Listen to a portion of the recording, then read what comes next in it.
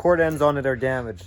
How do you replace them? That's what I'm going to show you guys in this video. This is going to be about how you replace your damaged cord ends on an extension cord or a cord that is on a piece of equipment and you need to replace the end on it. In this case, I have an extension cord where in fact both ends are damaged. Usually it's the male end that gets damaged, but you can see this female end is also in quite rough of shape. It's important you replace any damaged cord end. It can compromise your equipment from working correctly as well as safety. Like in this case, on the other end of the cord, we are missing our ground pin, which obviously is not a good thing. I don't recommend buying an end like this one. This is obviously molded, but I'm speaking as far as the replacement end.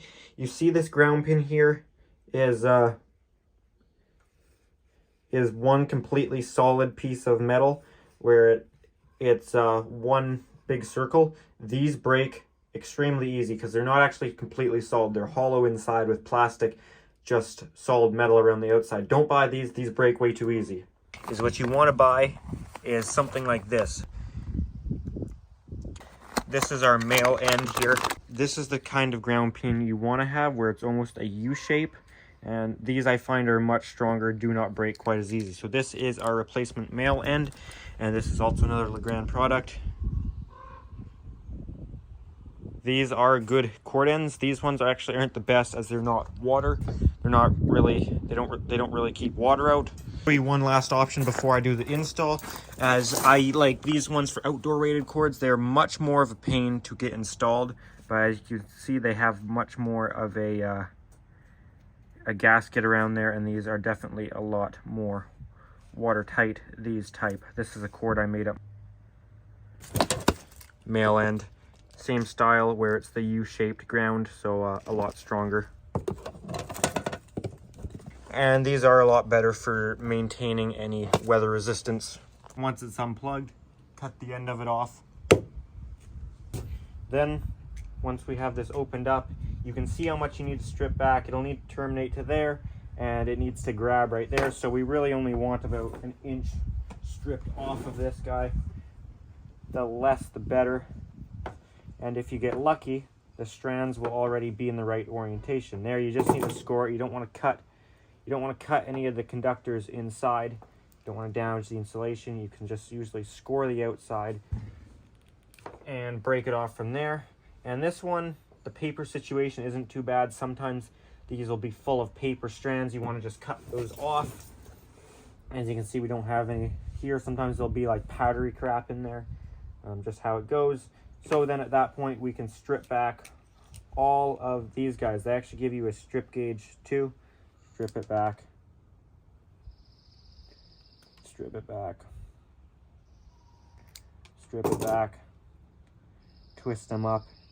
If you really wanted to be fancy, you could put some solder on them, but it's not really necessary. Just makes it easier. That's probably stripped a little bit long. That's pretty good right there.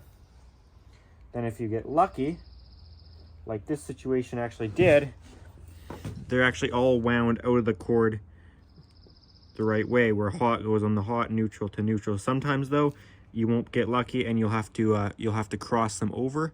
So it's always nice when they come out the right way. So we can insert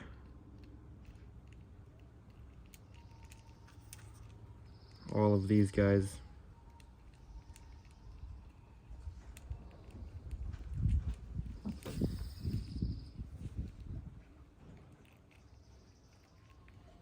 There, once you get it to where there's all the conductors under, and I find it easiest and best practice to just start with the ground. Just get it snug. We can come back and torque it later. Spin around to our neutral. There, that's nicely seated. Don't want any insulation under it though. Okay, and then spin around to the hot. And you want to make sure there's no strands coming out that can either even stick out of the whole thing or short something else inside the cord.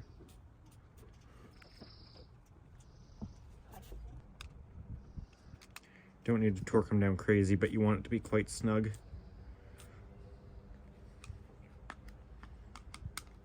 Find it easiest to somewhat tighten them so it holds in place until you're all done. And there you can see we have our outer sheathing is still under that, so you can close that, but you'll find it won't actually close. So you can mess around with sort of the settings that you get on these, where you can flip these black tabs around.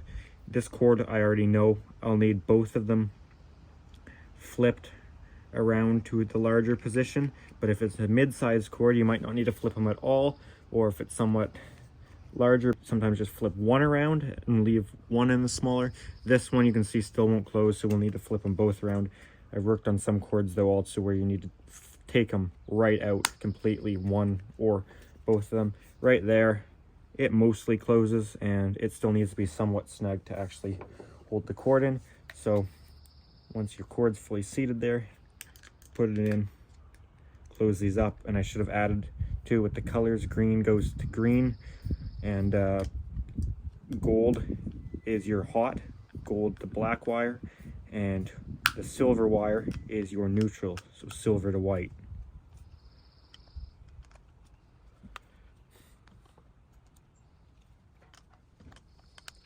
And there you go, that's the female side of the cord end installed. Now I'll replace the male end, same thing. Chop it off, strip it back about 1 inch. Again, just scoring it.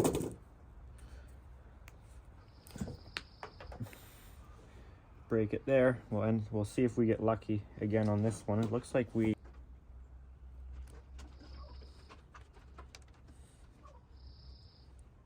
You don't want to use too small of a stripper too, because you don't want to cut any of the strands off. You want to leave as many intact as possible. Oftentimes a couple will come out. There's no way to avoid it, but just don't want to take too many off.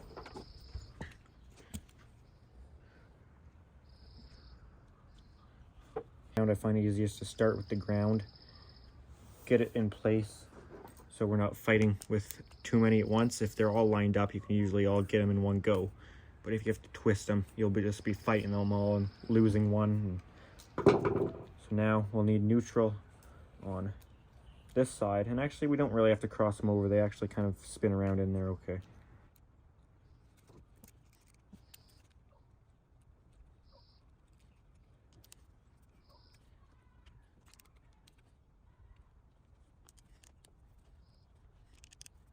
By the way, for these, I'm using a number one Robbie.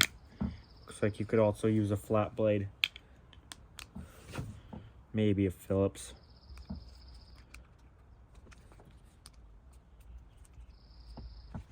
Okay, well, no, I'll need to flip around these guys once again. And there we go, outer sheathing will still be held in there.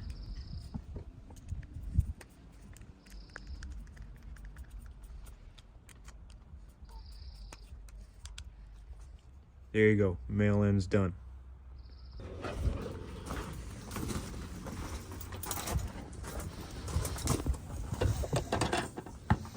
Then once we're all done here, we can plug this guy back in.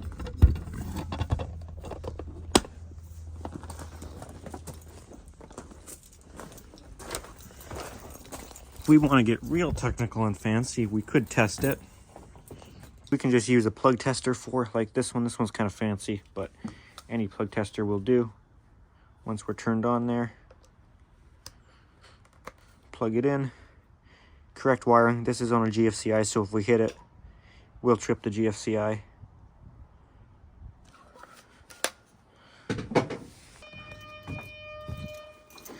But we can plug this guy back in to our pool filter and pump here.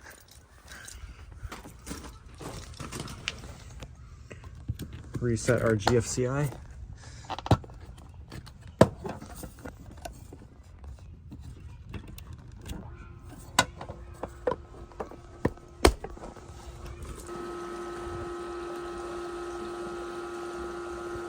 And there you go, that's how you replace the cord end. Hope you guys found this useful or entertaining. If you did, give it a thumbs up, and I hope you enjoyed it. Alrighty guys, thanks for watching.